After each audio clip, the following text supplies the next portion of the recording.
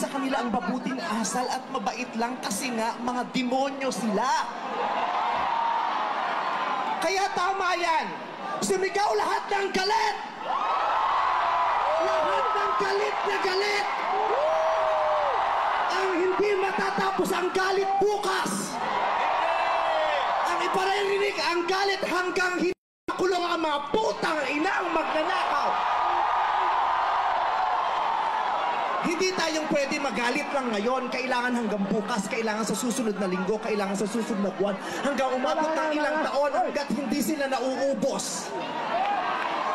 Walang mawawala sa atin kasi ubos na tayo. Kaya ang gagawin natin ngayon ay babawi na tayo. Ikulong ang mga magnanakaw.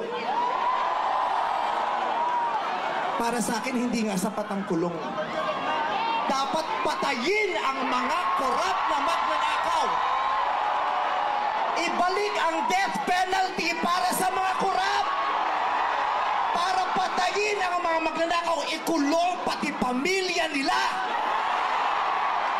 Dapat gumawa ng batas ang pamahalaan para ibalik ang death penalty. Pasensya na po, Father. Alam kong ayaw mo ng death penalty. Ipagdasal mo na lang ako.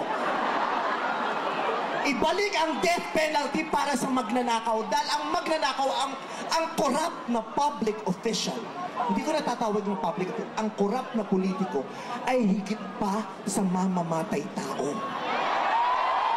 Ang corrupt na politician ay higit pa sa magnanakaw. Ang corrupt na politician, ang korupsyon ay higit pa sa terorismo. Ang mga terorista, namimili lamang ng lugar at panahon kung kailan aatake. Pero ang mga magnanakaw sa Pilipinas, walang pinipiling araw. Araw-araw nila tayong ninanakawan.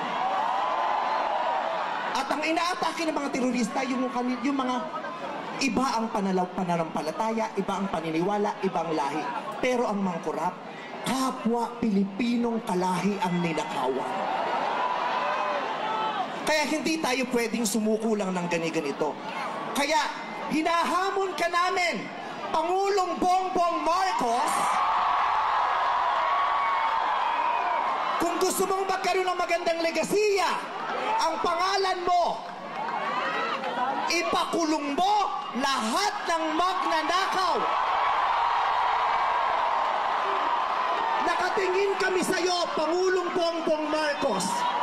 At inaasahan ka namin, hindi dahil sa idol ka namin, kundi dahil sinaswelduhan ka namin at inaasahan namin na tutuparin mo ang inuutos naming mga employer mo.